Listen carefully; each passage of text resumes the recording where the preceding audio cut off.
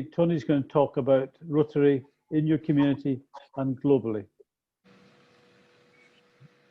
Thank you, Gordon, and good evening, everybody. Thank you for inviting me. And it's difficult to follow what I've just heard. I mean, I've seen the plan and all the rest of it, but I will try and address it. But what I first would like to say is that in terms of the topic that I have, which is Rotary in your community and globally, Stork Valley is a shining example of what Rotary should be doing and what Rotary is about. So I congratulate you on that. I mean, from your sort of quorum life education, the support of that project, which I've only recently become aware of, I think that is magnificent. And I'm taking that to other clubs to perhaps supplement that support through to all the other projects, mental health projects, everything that you have going, shelter box. And just by the way, if you want for an event, I can get hold of a shelter box and get some police cadets to erect the tent, if that would be of any use. I just throw that out there. I've used it and it's quite fun, but it gets the message across. So little I can tell you in a way about what your role is and what the role of Rotary and the community and globally is. But what I would like to do is just to go on. I don't know whether you need, Gordon, for me to, the question of subs came up and we talked about it as well. You seem satisfied now that, there is value for money. Perhaps more satisfied than I am, I don't know. But just as an idea, roughly 60% of your subs go to GBI, Rotary in Great Britain and Ireland, 40% go to Rotary International, and I know it doesn't all add up, but about 1 or 2% come back to district. I personally would like to see more funding coming back to district so that funding can be directly applied to clubs like yours and all the other 50 odd clubs in our district. But having said that, there are incredible resources on the RI website and the GBI website, and there are resources to support everything that you're doing. So I think it's we won't change the structure if we want to, but we need to take as much advantage of the resources that are available as possible. Just one point which sort of links into what I'm going to say next is that a lot of the and something that you haven't mentioned, so it's not a criticism or anything like that, but is youth. It's one of my sort of pet areas, if you like, and that is where district provides a lot of support and can provide resources. I'm involved in RIDA, if you're aware of that, the Institute of Leadership and Management, whereby we're using experienced people like your good selves to support young people and start them on the road to their career in sort of business and management and moving on.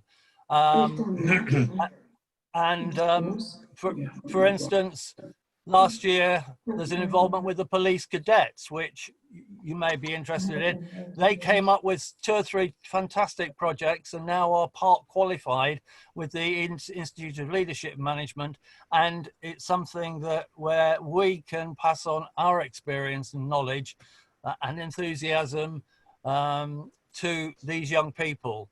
And I see that as one way of involving, you're talking about the 40 to 60-year-olds, but those people with children. My first involvement with any sort of community efforts was with my children, like a lot of you, I'm sure, where you're part of a PTA or something like that. So it's just one channel, and that's where district does have funds and projects available.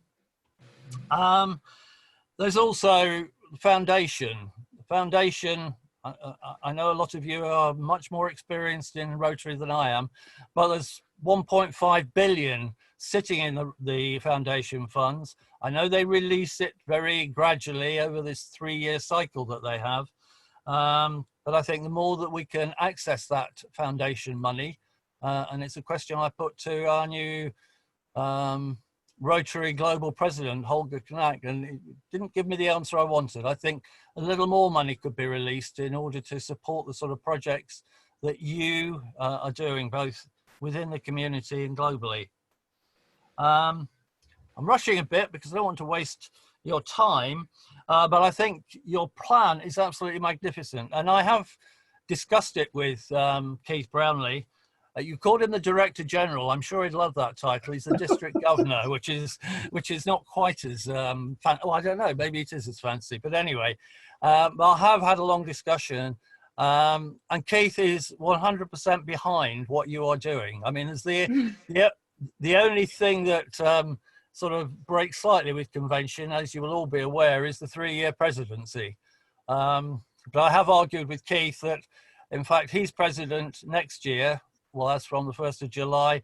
And then you've got Dave Eagles and Jed Brooks. They actually are acting as a triumvirate. So it is a 3-year plan that they have. And I think I'm totally convinced that that's the way forward. And I know Keith is very receptive to that.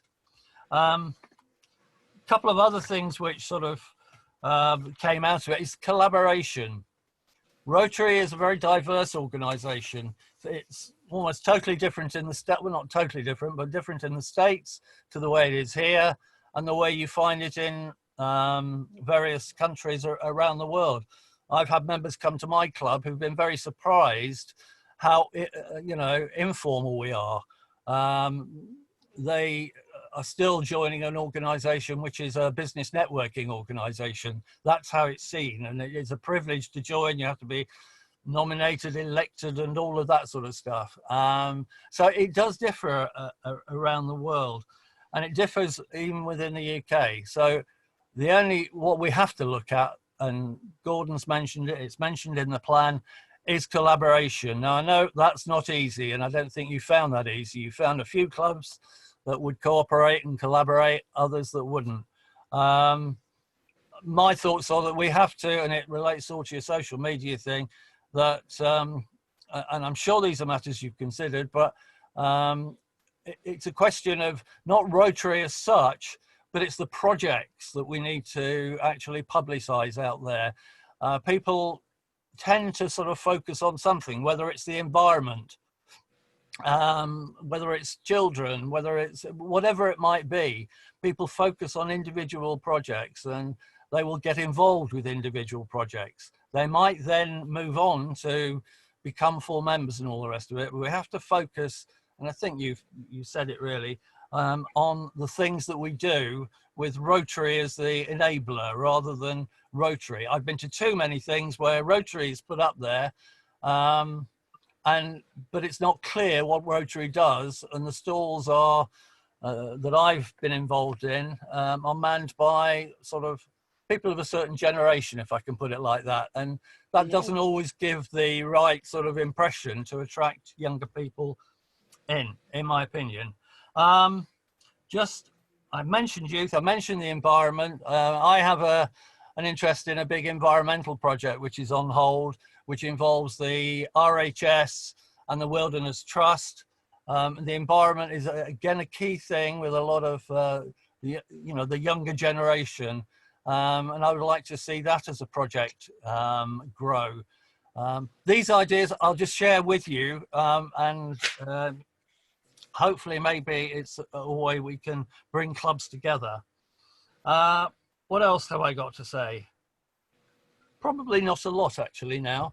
I hope I've sort of given sort of an idea of my thoughts on this and how district I think will move forward. Keith is supporting this. District can get a little bit sort of top-down-ish, and I've said that to Keith, but Rotary is a bottom-up organisation as far as I'm concerned, and the infrastructure is there to support the clubs. And that includes me. So I am available to help with anything you want, accessing resources, brokering between clubs, helping to run events, all of that sort of stuff. I want to see this plan succeed, and I will do everything in my power to support you and help you achieve that objective. Thank you for your time. Thanks very much, Tony. Thank you.